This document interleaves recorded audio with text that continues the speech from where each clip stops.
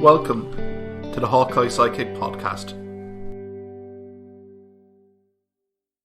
And you're very welcome back to the Hawkeye Sidekick Hurling podcast with your host Mark Kennedy, joined again this week by Kieran Collins and Ruairi Walsh. Lads, how are things? Very good, Mark. Yourself? Yeah, great. God, weeks are flying by, as we were saying there off air. I suppose this week we'll focus in on action from Munster, Leinster and Joe McDonagh Cup. I suppose we'll get straight into it. Last weekend, Munster Senior Hurling Championship, two contrasting fixtures really here, Rory. I suppose we'll start in Cusack Park Ennis. Clare versus Waterford, dramatic last gasp. 65 from Mark Rogers, Kieran the win for Clare. I suppose get your thoughts. Well, again, it came down to the last puck of a game in the Clare match, and it's just becoming more and more agonising being a Clare fan at the minute because even when they build these leads, you just don't see them holding them. At 2 or 3 stages during the game, it looked like if Clare could just get another score or two, they were at that point, especially after the start of the second half, where Clare started really poorly, had a lot of wides. Waterford cut the lead down to 3 points, and then Clare went up the field and got a goal. And at that stage, then you're kind of thinking like that has to knock the stuffing out of Waterford. Clare tagged on another 3 or 4 wides, and suddenly Waterford are back in the game again. And all credit to Waterford, they show great character. Like I suppose I can fault from a Clare point of view the fact that Clare aren't putting teams away, but at the same time, Waterford away from home, up in a difficult place, they got dealt hammer blow after hammer blow and kept coming back. And maybe that's something that will give them heart to get into the Gaelic grounds. But look, again, it was another advert for the Hurling Championship. Like it's been a rip-roaring championship so far. And, apart from the odd game that has been a bit one-sided, especially in Munster, like you're only looking at both Tipperary games, really, I suppose, against Limerick and Cork. Other than that, it's been nothing between any team. Again, on Sunday, so it proved. And we had, again, a bit of argy-bargy, I suppose, with management, which wasn't really in the talking points before the game. We pointed out last week that for once it was the focus was all on the players. But after the game, I suppose, the focus was again back on management. And, sometimes you do wonder, like, is the limelight, being taken, I suppose, from players when incidents like that happen. And, there was a small bit of an ill feeling, I suppose, about how it ended, because at the end, what David Fitzgerald was protesting about was, the awarding of a 65, which proved to be right. Whether it was a guess or not, it was the right call. If they had guessed wrong and the 65 wasn't awarded, like, would he still have been protesting that the umpire had guessed? So that was my point. Like, fair enough, there's a legitimate protest, but overall, look, that's taken away from what was a great game, like 4 goals from Clare, and they still only won by a point. So it had everything, and look, it sets it up lovely for the last weekend. Yeah, Kieran, we'll get you in there. I suppose get your thoughts on that 1 point win for Clare. I think Rory made a point there about crediting Waterford, and I think he's right. Like, the 4 goals they conceded, I think there's definitely 3 of them were very, very much on the soft side. They're looking back at this game during the week, they won't be happy with some of that defending. Jeez, Mark Rogers' pass for the first goal was incredible. That I know he's playing handball and all. They're the signs of it, like, what was it, 30-meter pass, hand pass, very good. But like, some of that defending was very, very soft at this stage of competitions. I do think, when Clare went 8 points up, Waterford did show good character to get back into that game. I suppose the question mark is, from a Clare point of view, what is it? What is the kink there that they are letting teams back in? I suppose only in this couple of games, like, I suppose you go back to the Limerick game and, where they were 9 up, and let Limerick claw that back to lead very quick. And again, at 8 up, I thought Clare were home and hose, but I was following the results, following on Twitter as the game went on, and, I suppose to my shock that, Waterford got back into it, but Waterford are playing well, but like, Desi Hutchinson still isn't shooting the lights out in play. Like, he scored 6 points, but 5 of them were from frees. I think Stephen Bennett is probably having the year of his life so far. Very well taken goal, and then Shane Bennett not long in the field and to stick that penalty. Huge credit. Look, the fiasco, I call it, at the end of the game. Like, yes, he did get the call right, the umpire, but it was a guess. And like, if they're guessing on decisions, like important decisions like this, at this stage in the year, like, unfortunately this year we've been talking referee mistakes and blunders 1 or 2 times more than I'd like to be talking about them so far. Like, not too long ago in a Waterford game, it was the James Owens thing, and I think while Lynn Gordon had a very good game, the umpire did make a guess. Okay, he got it right, but it could have gone the other way. It could have been gone against Clare, and they'd have their own grievances, but I think the fairest decision at that point would be just a throw-in on the 21 and go from there. But I think it raises the question again about refereeing and about definitely with umpires. Bringing 4 lads who are free on a certain Sunday, I think the days of that should be done away with. Like, there's referees from every county, and there's young referees up and coming should be brought along to umpire where they understand the rules, and no disrespecting and not showing any bit of ageism, but like generally it's the umpires are the old guys that they bring along, and like keep bringing, I suppose, young referees who are trying to build their own career, and I think it's something GA need to look at, because all the important decisions are made at both ends of the field, and that's where the umpires should be coming in and helping referees, along with linesmen too, but definitely the umpires. There's 4 of them, one either side of the goal. There should be plenty of eyes there for big incidents that happen. Yeah, Rory, get you in there. How would you resolve this? Would you go along with the referee kind of assistant kind of umpire setup, or should Hawkeye be used across the board in terms of these kind of key decisions?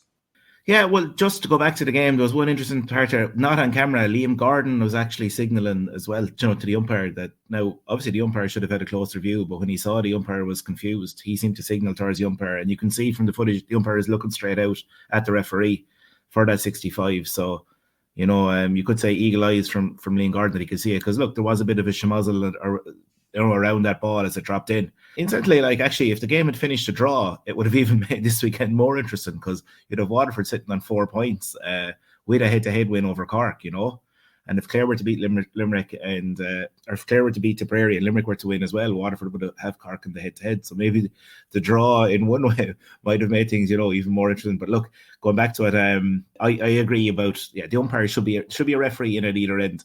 As Kieran said there, like incidents, not just kind of square ball incidents, they're the ones the umpire should be spotting, but also look, the stuff that's going on between full forwards, full backs, and sometimes, like, in fairness to our referee, as you pointed out, I think it was in last year's show, Diarmuid Burns strikes a ball from his 145 all the way up the pitch in 2 seconds. The referee can't be in 2 places at once, and it's unfair to expect the referee to make a call. I think we were talking about last year about how the Limerick Cork game and the penalty at the end of the game, but at the same time we were saying, like, the ref was getting all the flack for it, but like, the umpires were there, and they're the ones that should have the power, even if one of the 2 umpires was a qualified referee, and just make the game so much easier to ref. I don't know about Hawkeye, Mark, because you're looking at venues and different grounds, and the way things are going out, the home away, you're going to a lot of provincial grounds.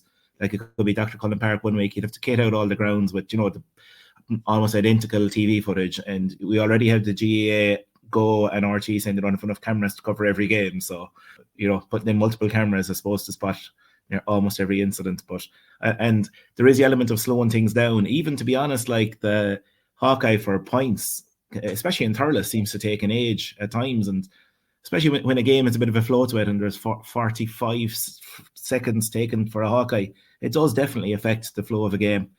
But look, going back to the game again, I said last week, like, the reason I didn't fancy Waterford was I thought they were a bit reliant on your Caleb Lyons and Jamie Barnes and Desi. But in fairness, it was the other guys that stepped up. Kevin Mahoney, excellent. 4 points from play inside. Jake Prendergast caused Clare huge problems the first half in Waterford's kind of first wave when they came back.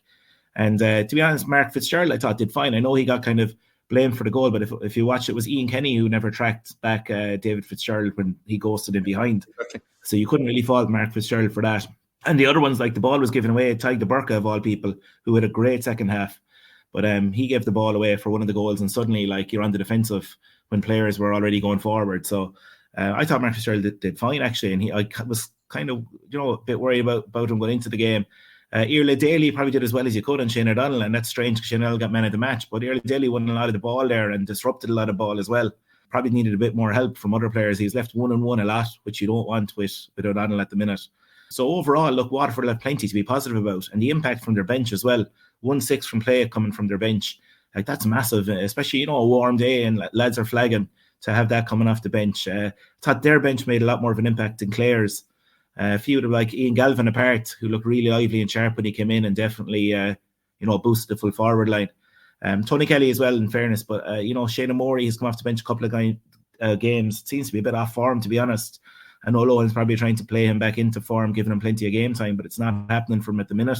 And I just thought around the middle third, when Clare needed a a boost of legs there on what was a roasting day that it didn't really happen for them. So it's just slight worry for Lohan, I think. Our power in the bench seems to be definitely in the forwards. A couple of guys coming back.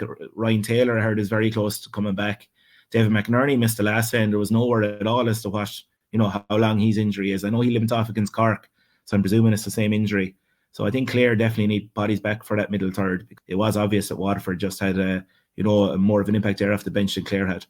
Yeah, absolutely. No, it was a fantastic game, and I mean, to be fair to Waterford, like all those body blows, and he literally came back at Clare was a terrific fixture. I suppose, Kieran, can we get on to Semple Stadium, Thurles? 44,000 in Thurles. It was a sea of red from minute one, and the scoreline 430 to 121 for Cork here. There's been an awful lot of postmortems in local tip media on this. I suppose get your thoughts in terms of this Tipperary elimination from this year's championship. Yeah, the Rebels are truly rising, aren't they?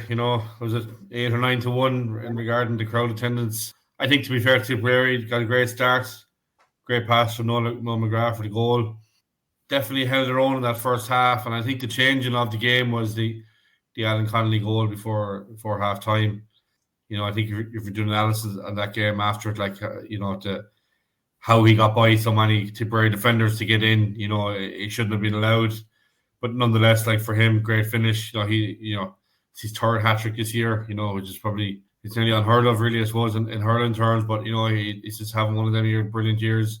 It's probably the first year he's been injury-free, and we're seeing the best of him. I think he's shown signs in the last year or two of how good he can be. But, we really are seeing the true Alan Connolly now. But I think that second half is where Cork, just went up a gear. They outscored Tipperary 3-15 to 9 points in that second period. Tipperary best just couldn't live with him. I think Cathal Barrett, carrying the injury, should have been replaced. Obviously trying to keep us on the field as long as they can, but so many things went wrong. Cork just started getting a run on Tipperary, and it just all went wrong for them. I suppose we probably highlighted in weeks gone by is there a lack of depth, and I suppose that probably showed. We're getting on now in the round robin. We're maybe one game left for most teams. Round 3, and the bodies are starting to get tired now, and it's a long old couple of weeks. And I think for Tipperary it has been an extra long few weeks just based on results, and they're knocked out with a week left. A proud hurling county, and I suppose you're looking at that team who took to the field, and you could make a case to say that possibility that some of them won't be there next year. I suppose they're being helped a little bit, with the underage, probably, and how they're going at the minute. I suppose they have a very good minor team and the 20s team as well, which it's not all doom and gloom, I suppose. But they're going to need a big injection of young players, and they're in full rebuild mode now. And whether they give the chance to Liam Cahill or not, I suppose remains to be seen. But this is not a 1 or 2 year thing. This is going to be a 5-year build, I think, because there's going to be a huge turnover of players the next couple of years. And we're, as a Limerick man, we're born or Tipperary, or you're rivals with them. But I suppose hurling does need the likes of Tipperary. I never thought I'd see the day where Tipperary would just sink this low, but I suppose it is a new low for them. But look, they're a proud hurling county, and no doubt they'll bounce back. And when they do, we'll all know about it. They'll be quick to tell us. So that Cork win is a damaging result for Tipperary, on top of, I suppose, the Limerick result earlier in round robin as well. Yeah, Rory, get you in here, get your thoughts. I suppose first on Cork as well. I mean, I thought Cork laid down the groundwork pretty much in that first 20 minutes. I thought you could see the middle third really dominate, and the run game that we'd worried about for Tip, they weren't able to handle this. But I mean, from a Cork perspective, scoring 430 here, if they can get into the All-Ireland series, by God, they're a live threat here. Yeah, definitely. We've mentioned their scoring power from the start. Defensively, are they a bit stronger? Rob Downey definitely, I think, has strengthened the half back line in terms of just being a bit more solid and holding that area. As you mentioned, Joy's fantastic hurler, but often can be caught out of position there. And still, Rob Downey gets forward and takes his score as well. As we saw, he's a player in huge confidence at the minute. But I thought, Tipperary started the game with the goal after 16 seconds or whatever it was, and then probably should have had a penalty. But Cork kind of, they hung in there during Tipperary's good spell, and Tip never got any sort of a lead, always kept in touch. And then again, from a tip point of view, I suppose once the goal went in before half time, like a point to second half, and it wasn't like white flag, very similar to when Gillane goaled against them in the Limerick game. And when you compare it to Waterford and how Waterford reacted to 4 goals, going in each time they went up the field and tapped on a couple of points, kept themselves in it. Tip's response again was, it was almost bordering on like giving up, and it just shows a real lack of confidence that they can't take a blow like that and respond themselves. That it seems to be game over when there's a bit of adversity, and I think it shows really a kind of a lack of maybe leaders out of the younger group coming through. We spoke like there are talented hurlers, and even under Colin Bonner a couple of years ago when they came into Limerick as no hopers, gave Limerick a right game. It was only in the last 10 minutes, and these were a lot of the younger brigade there. And it's just maybe a few of them that should be possibly shown leadership by now in their 3rd season, still not coming.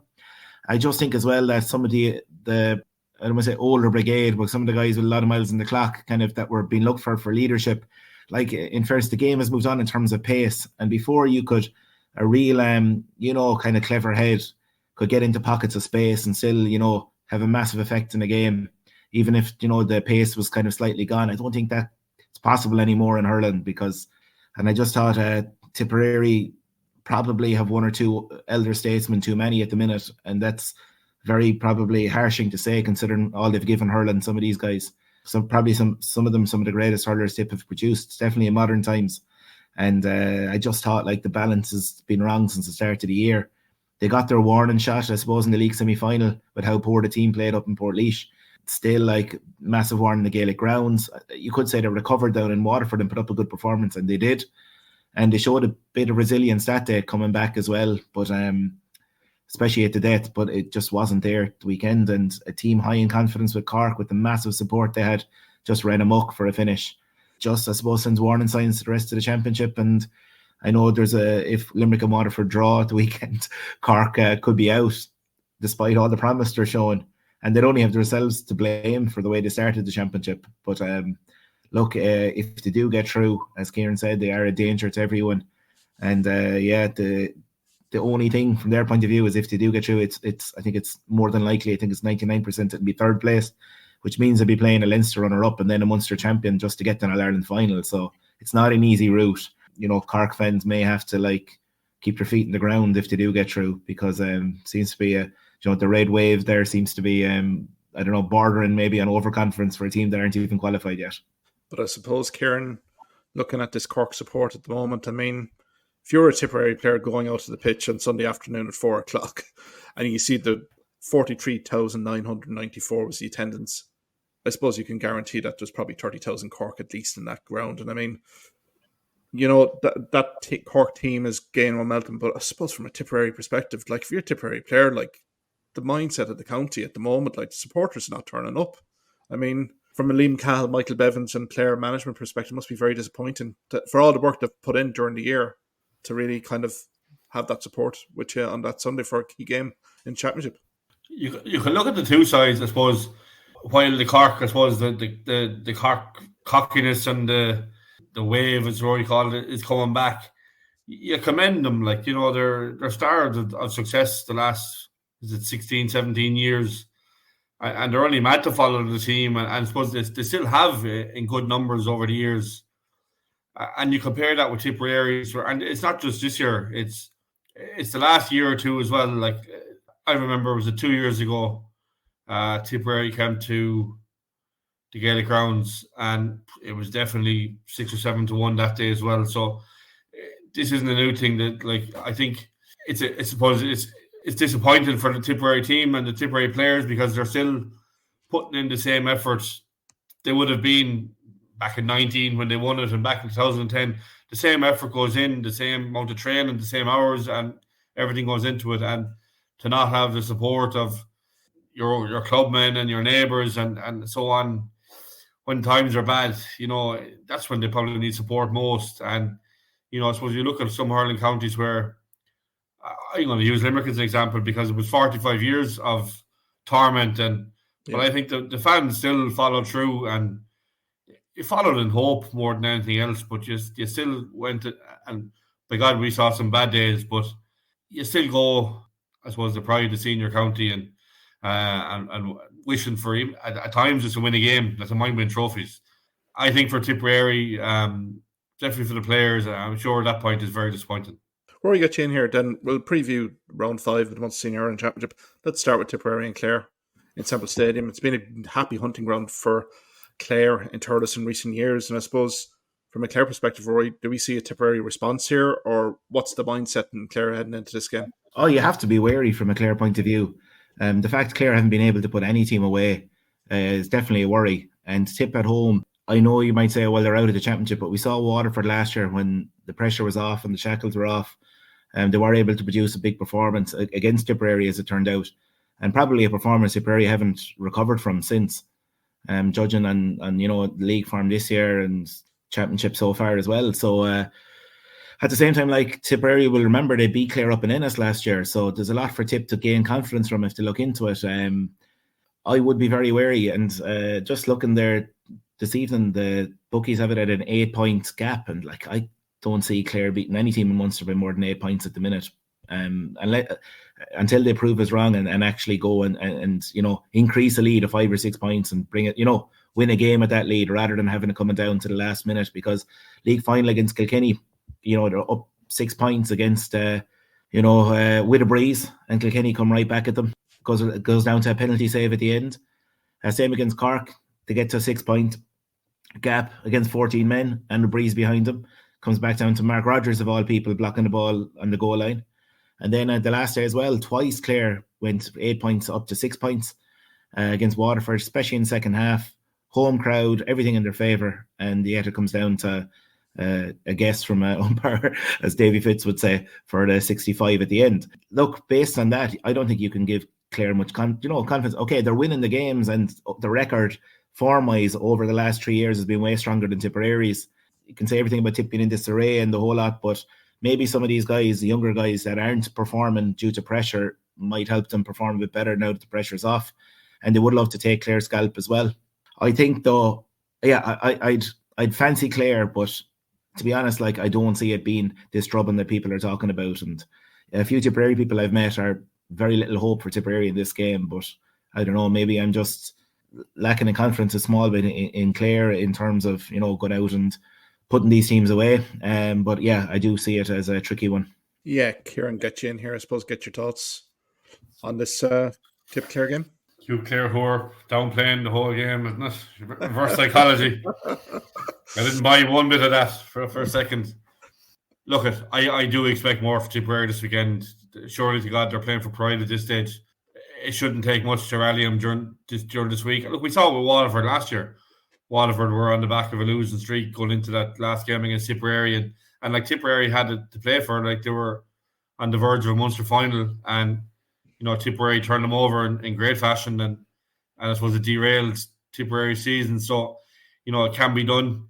I do expect it, but I just think Clare have their own need as well, because they're not safe.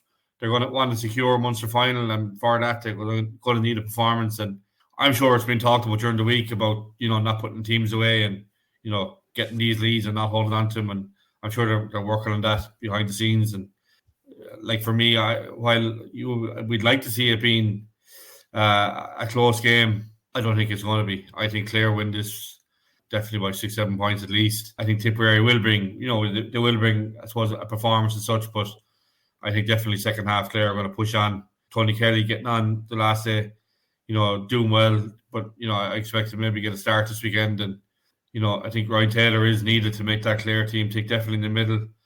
I know the word was, or he did suffer a setback a couple of weeks ago, which was setting him back a couple of weeks, so maybe we mightn't see him yet. But even if it's to get him on the field for a couple of minutes, just to get some hurling time into the legs. But for me, I think it's going to be a Clare win. Yeah, Rory, get you in there. I suppose you're tipping Clare here as well, yeah? Yeah, I am, Mark. I am, but I don't see it like Kieran. I don't see it going 6-7 points. I see it being another dogfight, and I suppose the one consolation, I suppose, is we are kind of coming out the right side of tight games. Apart from the Limerick one, I suppose, with kind of hammer blows of the goals there, but it was still only a goal in it at the end. The Kilkenny league final came out the right side of a tight one. and same against Cork and same against Waterford. So that is a good sign in one way. But yeah, I hear like there's word in Clare's that there's going to be a good few changes made to the team. I think Ian Galvin probably deserves a start, the way he came in and the influence he had when he came on the last day. If you're going by form, like Aidan McCarthy was a bit off the boil against Waterford. So maybe if you are picking on form, Rogers takes over and frees, and Ian Galvin comes in from the start. That's one possibility as well. If Davy Mack is fit, I suppose he has to go on, even though Keane Galvin did quite well, especially he was on Jamie Byrne and kept Jamie Byrne quiet for long spells. So we did mention last week he was a bit, fish out of water midfield, but definitely looked, a lot more confident back in at wing back, which is good signs for the future as well, because if our one kind of line of the field that probably has most miles in the clock with Davy Mack and John Conlon there is a half back line. So at the same time, I suppose Lohan is quite happy that he went in and did quite well. Darragh Lohan coming back from injury, I know he took the goal very well, but didn't really get on a lot of ball. Cathal Malone is left to do a lot of the work in midfield. So maybe that's another area that Lohan might look at freshening up. Maybe put Tony Kelly in straight into midfield, depending on how he's moving in training and how his ankle is. Maybe just throw him in midfield from the start and Turles, and get a full game into him, or as much of a full game as possible. So yeah, it probably does. There is, I agree with Kieran, there's a small bit of pressure off Clare in that they do have to go out and win the game. If they lose, they have the head-to-head, on Cork if Limerick go through. And obviously if Limerick win, Waterford will only be on 3 points. So there's a lot would have to go wrong for Clare to be out. But yeah, you'll be very disappointed if Clare don't back up their performances over Cork and Waterford with a win at least. But I just, until Clare convince me that they can put teams away, I just can't see it being anything but close. I'd kind of agree with you there. I think Clare win, but what I'd be hoping for from Tipperary here is that Liam Cahill wields the axe on a few of these players. I'm starting at goalkeeper. I think Rhys Shelley needs an opportunity in goal. I certainly think Robert Byrne in the half-back line could provide a bit of work rate and some sorely missed physicality in that half-back line, because that was sorely missing on Sunday. I'd also put in the likes of Bonner Mara in the full forward line, John McGrath. I think Liam Cahill and management have to really set down the marker here. It's saved their job time here. And a good performance here against Clare may give the county board a bit of food for thought in terms of if Liam Cahill wants to extend his tenure here. I do see Clare winning here by about 5-6 points going away, but I think Tipperary, there has to be a bit of pride in the squad after that debacle last weekend. You can't call it anything but. So I think that will be an exciting game on RTE Player and RTE News now. I suppose, guys, in terms of TUS Gaelic grounds, Limerick hosting Waterford. I mean, it's do or die here for Limerick as well, Kieran. From a championship perspective, don't get a result here and they're out. I mean, this is a sort of scenario that this Limerick team have craved and relished in previous seasons. So do you see kind of a repeat here? Maybe a Munster final appearance for Limerick? It's the roller coaster at the round robin, isn't it? Like, end of the second game, you're sitting on 4 points and everyone thinks, they're comfortable. And then one game later, it can all change. Huge credit to Limerick. Obviously, Cork were immense, and that, that definitely that first half down at Páirc Uí Chaoimh, I suppose Limerick weren't at their best. It's probably the second game this year where they haven't been at their best in the first half, but got themselves back into it, got 4 points up, should have seen it out, didn't. Still a good performance in that second half, and that loss will hurt. That would have secured Munster final for them. I don't think anyone would want to go into the last day, but it is. I think the two big advantages they have over Waterford, it's first of all, it's a home game, and secondly is that week break, because that Cork game was a helter-skelter game, and I'm sure there was a lot of tired and sore bodies after it. Waterford had their own battle last Sunday, and to turn it around again 7 days later to go against a team who have had that extra week, it'll be a tall order for them. I think the news that Darragh O'Donovan is going to be back in, I think he's been a huge loss for Limerick in the middle there, just the link man between the backs and forwards, the work he gets through. He definitely is one of the most underrated players in that Limerick team. Definitely the last maybe 2 or 3 years, he's proven himself to me. Mike Casey to come back in, cornerback, I suppose, in place of Sean Finn. The last game against Cork, Shamie Casey with 3-3 and still not man of the match.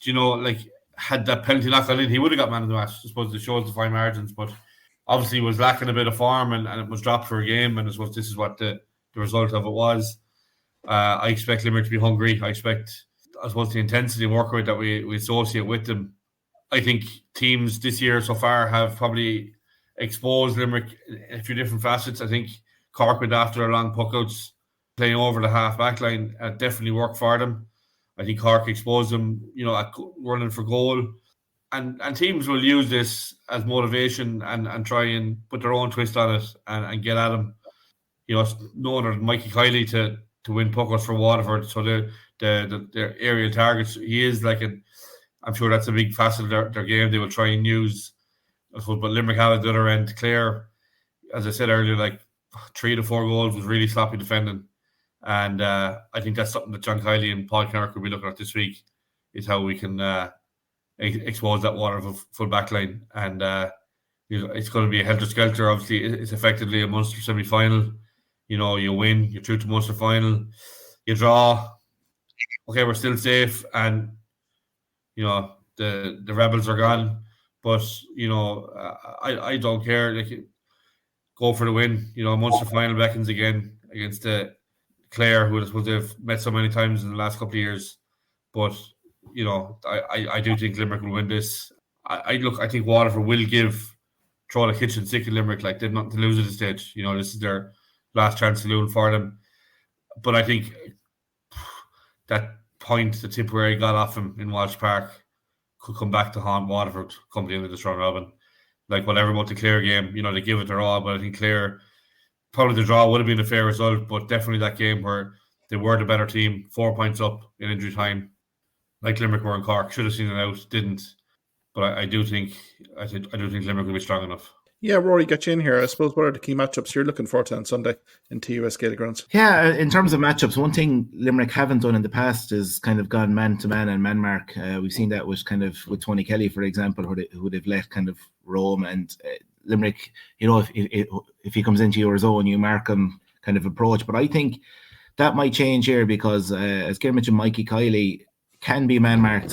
Clare put Conor Cleary on him the last day and just was able to stop him catching ball. And even when he switched out to wing-back, Cleary followed him out. And it's something maybe Limerick, like Dan Morrissey, would be the perfect man, I think, who can play at wing-back or full-back and go in and out with him. So maybe its approach Limerick might change just to neutralise Kiley. Because he wasn't really a factor up in Ennis. And as I mentioned, it was the Jake Prendergast and O'Mahony and these boys who were causing a lot of the problems, That's one thing. Also, at the other end, it's the Limerick forward line. Not only was there the 4 goals, but Clare had 2 other goal chances in the first half that they hit too high at the keeper, straight at him. Bit of power, but never placed him, never got the bounce off the hard ground. And then in the second half, David Fitzgerald, don't know how he missed. Well, ball came to him and he didn't take it in his hand. First of all, took a touch in the hurley, and by the time then he went to strike at the goal, he was out and he battered it over the bar as opposed to into the net. But that could have been another goal as well. So Waterford were lucky they didn't concede 6 goals. That has to be a factor, especially with Limerick and the form Flanagan is in. And I know Gillane hasn't been setting the world alight scoring-wise, but just he's straight in there on that long high ball in. And with Prunty out, Prunty has at times, he has done well in Gillane in one game in particular, got destroyed in another game. But, that experience back there probably is going to be important coming up against full forward line, full of experience of Limerick's too. So there, I suppose, the main matchups really is going to be full forward line, full back line. Limerick's half back line, as we mentioned, Hannon and Burns against Down in Cork did not have their best games, and from the very start, they were targeted, especially Burns and puckouts that wing, with Finn in behind, who wasn't 100%. I'd say even from the start seemed to be struggling a small bit, and Mike Casey's return is very timely because you're replacing experience here with experience, and for a backline that has looked shaky now, especially up in Ennis at times. And down in Cork, just having Mike Casey back will kind of ease a few worries, I'm sure, for management. At the other end of the field then, we spoke about Tom Morrissey, does Kiley stick with him? In the past, he has been rewarded for his loyalty because Tom has played his way into form, in previous seasons as well. And at his best, that half-forward line is still the best half-forward line in the country when they're all at the top of their game, Keane Lynch as well, I suppose, still hasn't hit the heights he has, let's say, pre-injury, hasn't put consistent performances together. Yeah, that's the thing about Limerick. Some of these lads still have to catch fire this year. And if they do, I think Waterford, for all the promise they've showed this year, I don't know if they'll quite have it, especially up in the Gaelic grounds. you'd wonder as well. It was a very warm day last Sunday. Has the heat and the whole lot and just the emotion of the game and how it finished and everything taken a good bit out of Waterford. I know they get confidence from, how they didn't die in the character they showed, but just physically and emotionally, like, how ready are they going to be now to face the All-Ireland champions 7 days later? But if they can, if they're fresh and if they're like, obviously their confidence is up, you'd give them a good chance. But they will need goals, I think, and they'll need to stop. Like, you can't Limerick get 4 goals and you keep Limerick down to 2 goals max, and score more than that yourselves in terms of goals. Easier said than done.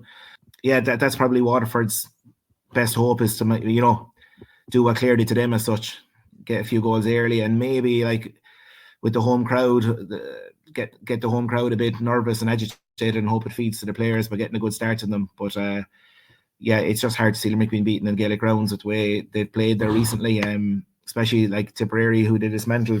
And even down in Cork, everyone was praising Cork and the whole lot, but it took an injury time winner for Cork to beat Limerick, with so many players from Limerick that day kind of off form. And it just makes you wonder that, even if 2 or 3 of these guys deliver to what they have been over the last few years, the boost it would make to Limerick. Yeah, I kind of agree with Kieran here. I think Waterford will give them a right game, and hopefully, from a neutral and spectator point of view, it will be another rip-roaring classic that comes right down to the end. But some inkling in me just says that Limerick might, have a bit of a gap here, might have enough, maybe 5-6 points, and just stretch that with 10 minutes to go. Yeah, yes, wouldn't David Fitzgerald would love to have it on his Instagram bio that he was the man to stop Limerick doing 5 in a row, wouldn't he? Good. And look, one thing I'd have to say this year about Waterford is, even up at Ennis, it's quite obvious. They have abandoned the sweeper system. And De Burke goes back and sweeps when he can, but they were marking man to man. And look, it's gone against probably Davies' principles to go against his old system. But Waterford looks so much better for it. We all know Waterford is kind of a swashbuckling attacking team with, flair and the whole lot. And it's kind of giving the players a bit of freedom. And they're just so much better to watch this year. And I'm sure the players themselves are enjoying playing more attacking system as well. And because when their defensive system was found out, they were being taken apart, it makes them a lot more entertaining and a lot more competitive team so far as well. So, Kieran, you're going for a Limerick win as well, are you? Yeah, I think so. Look, as part of me, you would, I suppose, fear Waterford and the challenge you might bring. But as Rory said, Limerick, we're so close to beating the Cork at their very best, and you can count, a couple of players who are definitely off colour that night. But for me, I think Darragh Donovan coming back in midfield is huge.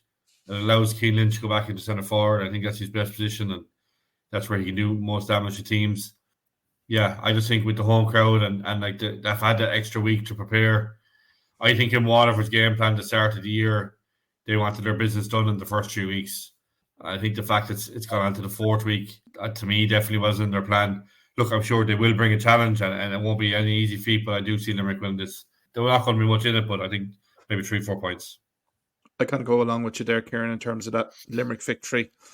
Conor Prunty's not playing a full-back, guys. I think that's a huge loss for Waterford. You can imagine likes of Aaron Gillan and Seamus Flanagan linking up. They've destroyed Waterford full-back lines in the past. And if Prunty wasn't there, a big dominant full-back, I think there might be trouble here. Should be an interesting encounter. I suppose Leinster last weekend, guys, and maybe we kind of start maybe with the Kilkenny-Dublin match in Parnell Park here, Kieran. A very late goal from Owen Cody secures the win for Kilkenny, I suppose. Is it Kilkenny getting a great win, or is this a Dublin lost opportunity? Oh, it's a complete lost opportunity for Dublin. I think they were definitely the better team. 68, 69 minutes of the game. Had a few missed chances. There was one goal chance. I think it was Brian Hayes around the 50th minute where he took a shot and it just went wide of the post. I think if that went in, it'd put a few points between them. And the Dublin crowd, again, there was up at that stage. This was a late Cody goal with controversy as usual. Not Nelson a hurling match, but Billy Ryan with 9 steps. But well taken goal by Cody. Coming back from injury, scoring 1-3. But I think Donald Burke definitely just his best performance since he's come back from injury. He scored 14 points on the day. 14 points on the day, 3 from play. Conor Burke again, he's having a huge year. Scoring 1-1. Brian Hayes getting the goal, Sutcliffe for 3 points. It's a really good performance all over the field. I think the only negative is Cian O'Sullivan going off injured, and he could be a loss if he doesn't play against Galway the weekend. But for Kilkenny, they dug it out as Kilkenny do. stayed in touch as best they could during the game, and then I suppose that struck late with that goal. I suppose the performance of the day for them, falling to John Donnelly with 7 points in play. We've applauded his work rate, and the ground he covers in the game, but I suppose consistency wise scoring has been up and down, but 7 points is a huge return. And then the interesting thing, Crummy, who was marking him, scored 3 points as well. So it was like the two of them ditched their man and just went on their own scoring sprees, but definitely, lost opportunity for Dublin. This would have seen them into the Leinster final, so I'm sure they're hugely disappointed. Obviously, they started with a lucky draw against Wexford game 1, but I think they have built week on week and they have been getting better. And I think they definitely smell blood going into that Kilkenny game, and going into the Galway game, I'm sure there will be positives in that Dublin game, no doubt.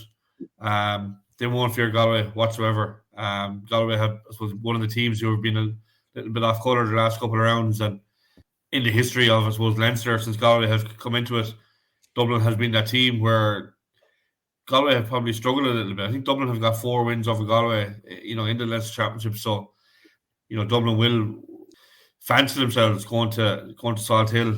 They know in the back of their minds, win this game. It is a Leinster semi-final. Win this game and they secure a Leinster final. So, yeah, I think they have been building as the championship has gone on, but definitely that was opportunity lost. Ruairi got you in there. I suppose no better hurling men than Micheál O'Donoghue and Franny Ford to devise a scheme to beat Galway this weekend in Galway for Dublin, I suppose. Yeah, and that's another factor here as well. Traditionally, Dublin have done very well against Galway in the championship, and they haven't feared them, as Kieran said, and have taken a few scalps. Even last year when Dublin were pretty depleted, they raced into that 12-point lead, and Galway were very lucky to get a draw that day. So you'd have to give Dublin every chance going down there, especially with the form Galway are in. You're just kind of from Galway point of view, you're hoping that Shefflin has kind of rallied the troops here, and the fact it's now more or less it is knockout for them, that he's going to get a response, because they've been kind of limping through this Leinster Championship so far, and they've been far from impressive. Anything Dublin are the form team going into this game. So yeah, it's all to play for here. And we mentioned before that Dublin, when they have their full team out, like as we saw the last day, Chris Crummy, Danny Sutcliffe getting 3 points from play, Cian O'Sullivan inside, Ronan Hayes didn't score but caused problems in the air as well. Did, yeah. And Donald Burke as well, getting better and better. Like, and I know I could say, well, 14 points, but 11 of them were from place balls. But like, that's worth its weight in gold for Dublin, nailing all those frees. And he still tapped in, a couple from play as well. Just a great striker, the ball. And Dublin will be looking to get him into pockets of space in Salt Hill where he can just, shoot from long distance. Because whatever about goals, like Dublin, I think have a huge capacity to put a lot of points on the board, with the shooters they have out the field. Crummy, as Kieran mentioned as well, they have good long range shooters, Sutcliffe, and of course Donald Burke, who we mentioned. So they'll be hoping to keep it tight at the back, keep a grip on Conor Cooney, especially inside, because he has been a bit of a goal threat for Galway, and just maybe keep a clean sheet at one end and just maybe outpoint Galway. I don't know. I'm kind of expecting a response from Galway. Like, they're good hurlers, and they haven't become a bad team as such overnight. I know they've been kind of devoid of maybe a pattern of play that suits them, but I just think if they get things right, they are a better team than Dublin. Maybe form might take a bit of a turnaround here, and I just have an inkling that Galway are going to beat them at the weekend, and maybe that might kickstart Galway, because I think I said last week they're going over in this championship. It could be gone at the weekend, but if they do win, I'd give them a chance of maybe resurrecting their season, because it is do or die for them. Yeah, Kieran, would you concur with that, or would you give Dublin a good chance here in Salt Hill? I think the bookie price, I can't remember, but it has Galway raging hot favourites. The form would probably say Dublin, but I think Galway at home, and I'm sure there has to be a kick in them. Look, I suppose that Wexford game, Galway lacks structure, and they looked the shell of a team that we would associate Galway to be. But definitely, I think in that Antrim game, from the snips I saw, they had a little bit more structure. And while they did struggle, I suppose, in the first half, they did pull away, definitely after the Ryan McGarry being sent off. They're going to need a huge performance. And I think the fact they're being at home will help them. And look, we are at squeaky bum time now. It's do or die at this stage. And, lose, and effectively they could be gone, so...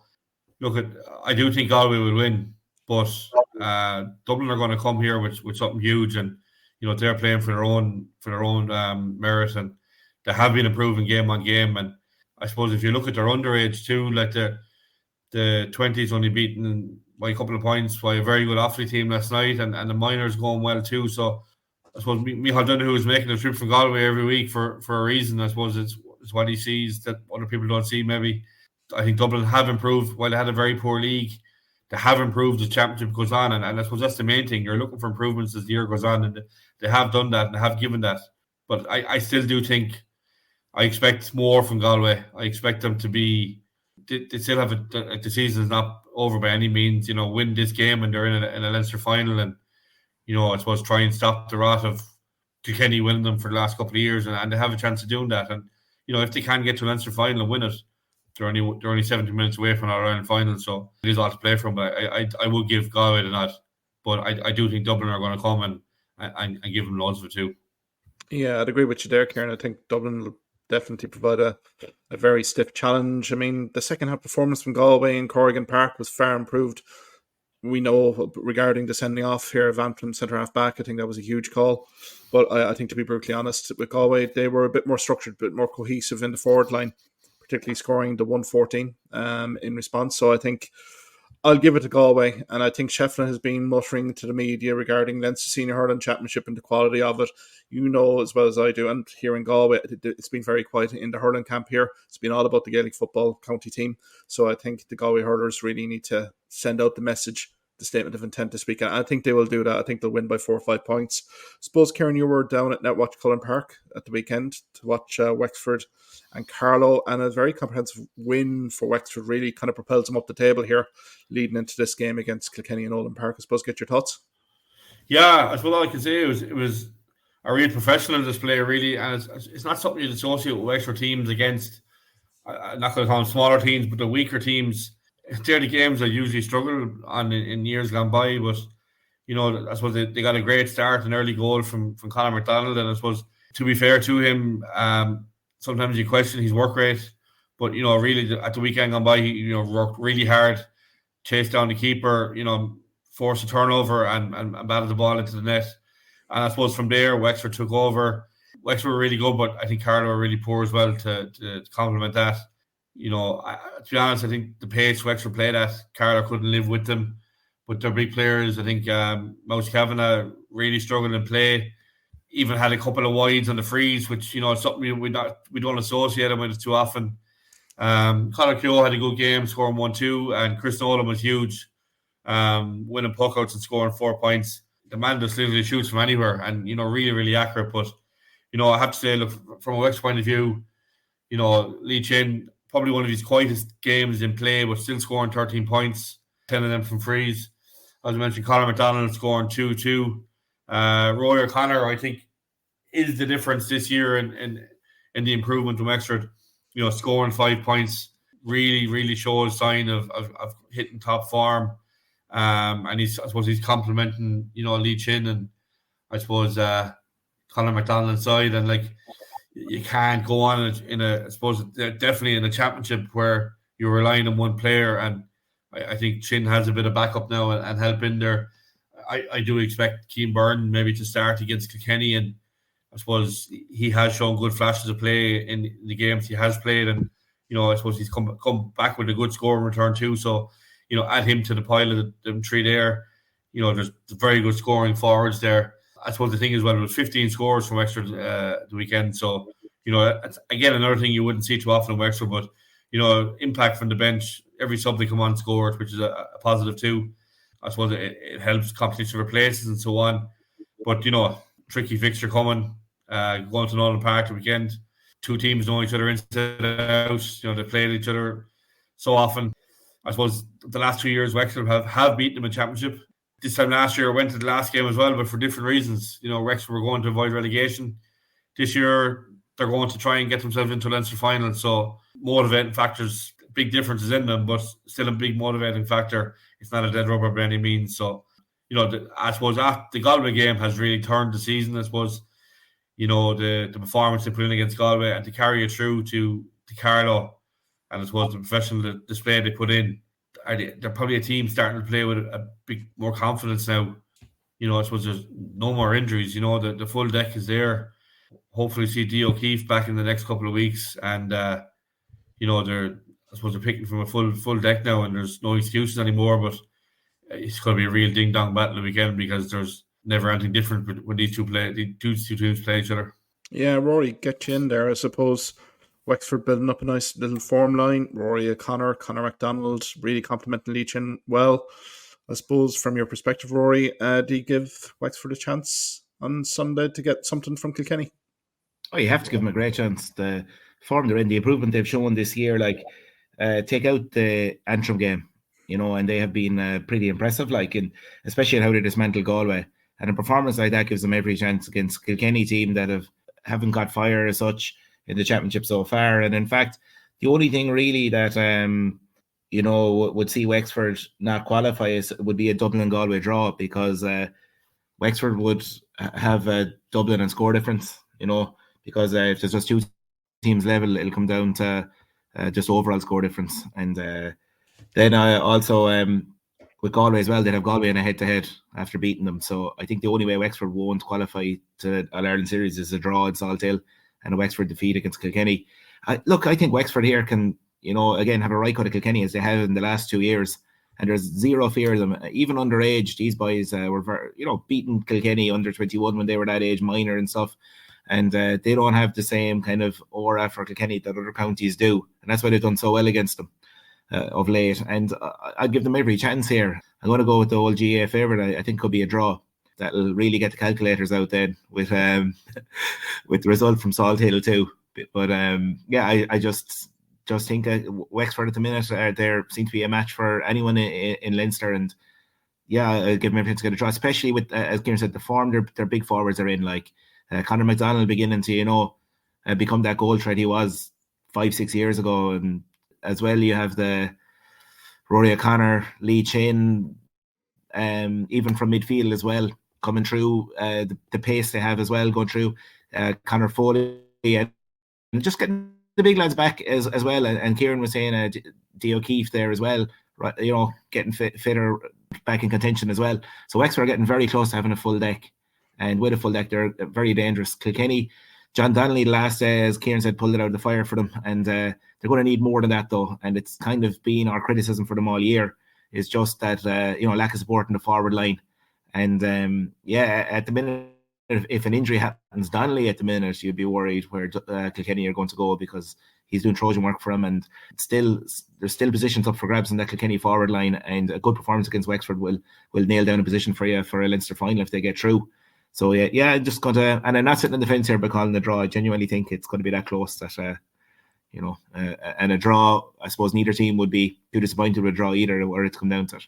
Yeah, no, I'd agree with you there, Rory. There was nothing between them in the league either, and I mean, there hasn't been much in terms of previous tussles, so I'd probably go with a draw too. Kieran, what are your thoughts on Sunday? Who are you going for?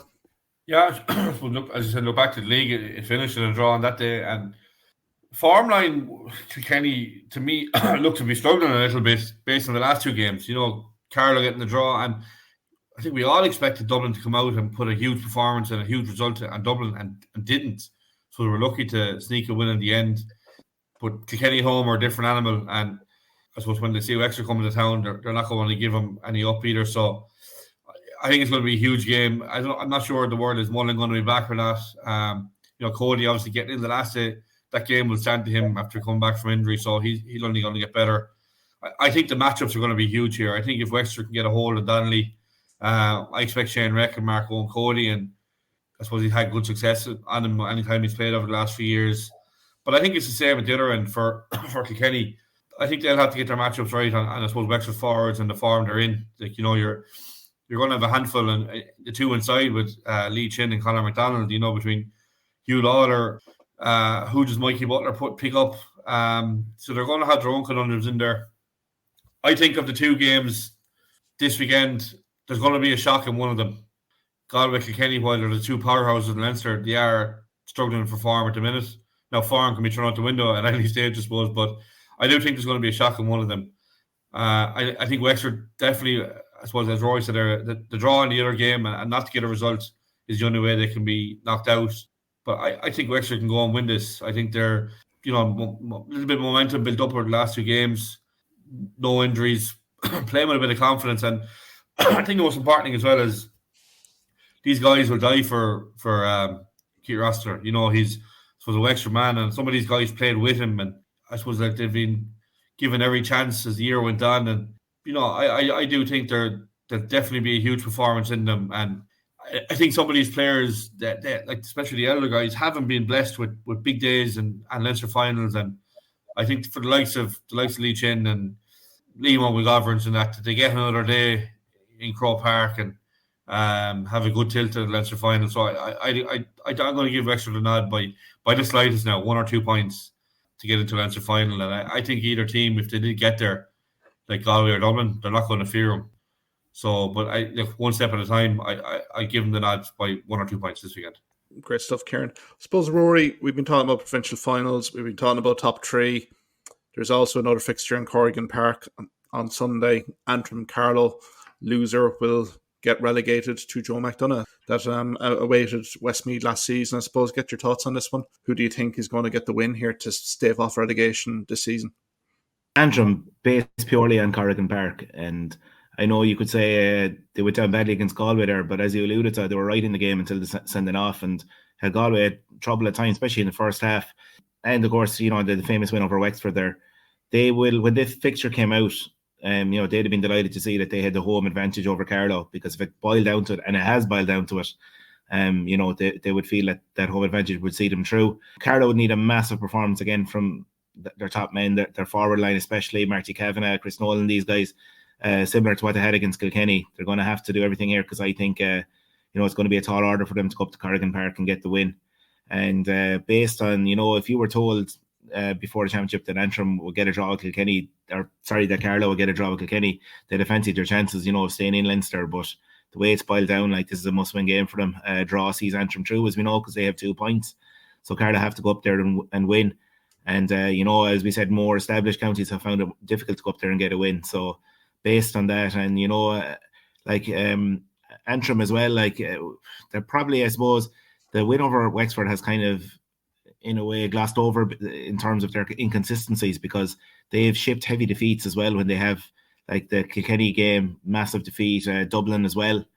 Carlow, I suppose, apart from the Wexford game the weekend, have probably been a bit more consistent as such going in over the whole Leinster Championship. But yeah, at the same time, I think Antrim will probably, have just enough maybe to get over the line and stay in Leinster Championship for next year. Yeah, Kieran, get you in there, I suppose. Your verdict on this game in Corrigan Park? Yeah, I agree with Rory. I think it's harsh if Carlow do get beat the weekend. I think, Wexford game aside, Carlow have been performing really, really well. I think they troubled Galway at times. We highlighted last week Dublin. It took a late goal to get the win over them, and obviously getting the draw with Kilkenny. So they have been performing really well. They have some very, very good hurlers. And I suppose this is the side of it it's unfair that you get promoted up, and it is a huge step from Joe McDonagh to Liam McCarthy. And this yo-yoing of teams, I don't think it's doing them any good. They're getting a little taste of what Liam McCarthy is, and and then they're straight back down. I think Carlow have exceeded most people's expectations on how they played. Okay, look, results-wise haven't been great. Look, but the point against Kilkenny, that's history-making for them. But I do think Antrim are a different animal in Corrigan Park. Conspiracies, I'm not usually a fan of, but you do question the Antrim come down to Kilkenny and ship a unmerciful hiding, and then a week later they go and they beat Wexford, and they come down to Dublin and again face a hiding, and we're well in that game against Galway at home until that red card for Ryan McGarry. And you just wonder, was that the focus, just to target the home games? If that's the case, I think it's the wrong way of looking at it, because next year, if they do survive, they'll only have 2 games at home probably and 3 on the road. So you need to perform as well away from home as you do at home. And that's one thing you can't say Carlow have done, or Antrim have done this year. Look, they have some very good hurlers up there, but I think if they want to, strive for more, improvements and for try and get some more success, they need to start turning that and putting in big performance away from home as well. I know where they're based, it's hard to get challenge games. It's hard to everyone, it's a distance for everyone, but they can't be just relying on home games. But for the weekend, like it is a relegation final, but I do think Antrim will be just too strong for Carlow. Also based on as well that Carlow have to try and pick themselves up off a 26-point defeat. I have to look very flat the weekend. They fired the load against Kilkenny, and I think that was evident last Sunday. And they're going to find it very hard to turn that around in a week. So for me, that's why I think Antrim are going to win and will secure Leinster Championship hurling for next year. But I think at this stage, Antrim would want to start looking at, trying to get another step or two up that ladder, because they're kind of been at this level for the last 2 or 3 years, but you're kind of looking at what possibly might come up next year in the Joe McDonagh final with, Laois look really impressive, and I suppose Offaly are building, and, I suppose the more 20 success from last night to add to their recent trophy haul, and, Offaly are going to become a force in the next couple of years, and, will Antrim be able to starve off that challenge that's going to come in the next year or two? So I do think they'll need to make definitely jumps in the next year or two to try and hold on to the position they have now. Yeah, I'd agree with you there, Kieran. I'll go with Antrim as well. I think the home form has been very strong for Antrim. Keelan Malloy chipped in with 3 points as well. I think he's an outstanding talent. He's coming back into form. McNaughton as well with the 8 points. Obviously Gunning as well. Hopefully will come back in the reckoning there as well. I think it's sad just for Carlow in general. If they were to go down after one season stay, after getting a draw against Kilkenny, something will have to be discussed at the higher echelon of GA regarding stuff like that. I suppose Joe McDonagh, I think you touched on it here, Kieran. All the big issues got sorted out last weekend in round 4. I suppose Westmeath given a comprehensive thumping to Meath, so Meath are relegated down to Christy Ring, and then Laois and Offaly got comprehensive wins over Down and Kerry. I suppose, Ruairi, from your perspective, what stood out here? Yeah, I suppose Offaly got the job done, and Kerry were in it for a long stage, but Offaly really put them to the sword in the second half, and yeah, it's all set up. It's now starting to be a Laois Offaly final. So maybe this weekend you might see a few odd results as such in terms of Down versus Offaly. Offaly surely are going to rest all their 20s after the match on Thursday night. That'd be the clever thing to do to avoid injuries and, decrease load on young players who probably have been hurling, a lot of them, Adam Screeney especially, hurling a lot of colleges, hurling and stuff this year, haven't really had much of a break, so give them a break as much as possible and give their 20s the best chance as well. Laois and Westmeath, I presume Laois, from Laois point of view, are you going to, mind Paddy Purcell and these guys? There, Westmeath, I suppose, will be looking to get another victory and maybe finish third place in the group or salvage something from their Joe McDonagh season. So I'm actually thinking like Westmeath here might turn over a Laois team that, are looking at the final. Maybe Down against Offaly with Offaly minus their 20s. Yeah, this is the weekend. You could see a couple of shocks, especially with Offaly and Laois, looking further afield. So, up in Ballycran, Down, as we know, they're a difficult team. They ended Westmeath's championship up there as well. Let's not forget. I know, gave them their last hammer blow to what had been a disappointing start, and you'd give them every chance maybe at home to Offaly based on where Offaly are this minute. And just to say well done to their 20s again the other night. They're a great team to watch. Like Screeney, as you know, he's a rare talent. His footwork is incredible. Leo O'Connor has done a tremendous job, as we pointed out before, with them. He's got the best out of them and into another All-Ireland final, and you'd nearly fancy him this time, wouldn't you, after the experience they got last year? So yeah, that's going to be an interesting one down the line. But so I'll go out of the 3 fixtures. You'd have to go Kerry at home to Meath to get the job done. I'm going to maybe go for the 2 home teams there, Down and Westmeath as well, because Offaly and Laois, as we said, could potentially be minding themselves. Yeah, no, I'd agree with you there, Rory, on those 3 verdicts. I suppose, Kieran, anything different there? No, I agree with that. I think Westmeath will be very disappointed with their season, and I think, Laois management, I think you're going to see a second team out here because the main guys, like, it's been a tough couple of weeks. They're going to need to get a rest into the legs. Down, I think, playing Laois last weekend, they were down a couple of defenders. I think that was highlighted before the game, and Laois have been really impressive and putting up some huge scores. And I think it's been a very good season for Down. And I wouldn't be surprised because I think Offaly will, obviously, with the final secure, Laois and Offaly are going to rest a lot of players. And I think Down have been really, really, really impressive, especially up in Ballycran. And I do agree. I think Down might get a result here. And I think it's been a successful campaign for them, I think, and they'll be hoping to build on that next year. And then Kerry, Kerry, I suppose they maybe played a little bit of fits and starts as the competition went on, but I suppose without Shane Conway, it was always going to be a huge ask. Morris O'Connor leading the scoring for them. But I think they'll probably, go and finish well, and I'll probably put a big score on Meath. And, I suppose Meath having a hard season and would be, I suppose, back to Christy Ring next year, where they'll try and, I suppose, hope to be competitive again. But it was always going to be a big ask, with Yorkshire having to step aside a couple of weeks for championship. So, no, I think this is can't see any big dramas here this weekend, but, there's going to be a huge final to preview. And Laois and how impressive they've been. We can compare it last year to Offaly, and how impressive they were along the group stages, but, were pipped on the final day by Carlow. So, could Offaly, pip them on the last day, and that'll be definitely a big one to watch. Absolutely. It's going to be an epic final up in Croke Park as well in early June. So, no, plenty to be looking forward to. And Joe McDonagh, I suppose, guys, we'll leave it there. It's been a lengthy one tonight. I suppose, Harry's congratulations, as you alluded to, Ruairi, on the Offaly under-20s, but also the Tipperary minors as well. It's been a tough week for Tipperary hurling, but the minors have come through. Good win over Clare in the minor hurling final, and they're also in the under-20s, which kind of bodes well for the future. I suppose next week, guys, we'll focus in on the final rounds of Munster, Leinster and Joe McDonagh. We'll see the winners and the losers, and we'll probably look ahead as well to the underage finals as well. I suppose enjoy the weekend, guys, and we'll chat next week. Thanks, Mark. Take care, Mark. Thank you for listening to this podcast episode. If you liked what you heard in this podcast, why not subscribe to the Hawkeye Sidekick podcast on either Amazon, Spotify, YouTube or Twitter platforms. You can also follow me at Hawkeye Sidekick on Facebook and Twitter for the latest sporting opinions, articles and reports.